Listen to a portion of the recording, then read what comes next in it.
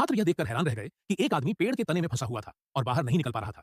आदमी के चेहरे के हाव भाव देखकर सभी छात्र चौंक गए। यह पता लगाने के लिए कि वह अभी जिंदा है या नहीं, लेसी ने तुरंत अपने बड़े भाई को आदमी की नाक के पास रखा। नतीजा यह निकला कि उसकी सांसें बंद हो चुकी थीं। लेकिन जैसे ही वे वहां से जाने वाले थे, अचानक वह आदमी अपनी आंखें खोल देता है। कुछ समझने से पहले ही वह आदमी उनसे अपनी जान खत्म करने की भीख मांगने लगता है। यह देखकर सबको एहसास हुआ कि वह व्यक्ति किसी गंभीर खतरे में है, इसलिए उन्होंने उसकी बात मान ली। लेकिन बानशांग यह काम करने से हिचक रहा था। तभी लेसी की नजर पेड़ के पीछे पड़े एक रहस्यमयी हथियार पर पड़ी। वहीं जमीन पर एक अनजान दवाई की बोतल भी रखी थी। स्पष्ट था कि उस आदमी को किसी संगठन ने प्रयोग एक्सपेरिमेंट के लिए पकड़ लिया था। उसी वक्त वह आदमी अचानक लेसी का हाथ पकड़ लेता है। लेसी डर गया, लेकिन आदमी का कोई बुरा इरादा नहीं था। वह सिर्फ इतना बताना चाहता था कि पास की प्रयोगशाला में शायद बचाव का कोई साधन हो सकता है।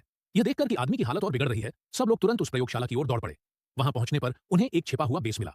उन्होंने बहुत खोज की, लेकिन केवल दर्द कम करने वाली दवा की एक बोतल ही मिली। फिर लेसी और उसके दो साथी जल्दी से वापस लौटे, लेकिन तब तक वह आदमी पूरी तरह मर चुका था। सच्चाई जानने के लिए उन्होंने सुराग ढूंढने शुरू किए। उन्हें आदमी के हाथ पर एक छोटा सा छेद मिला, जो रहस्यों से भरा था।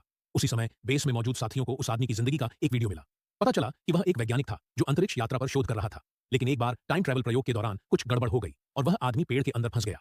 जो रहस्यमयी हथियार मिला था, वह दरअसल टाइम ट्रैवल मशीन थी, और इस मशीन का रहस्य बाहर न जाए, इसलिए उसके साथियों ने ही उसकी हत्या कर दी और उसके शरीर में दर्द कम करने वाली दवा इंजेक्ट कर दी। जब सबने सच्चाई जानी तो समझ गए कि यहां रुकना खतरनाक है, इसलिए वे जल्दी से उस डरावनी जगह को छोड़कर वहां से चले गए।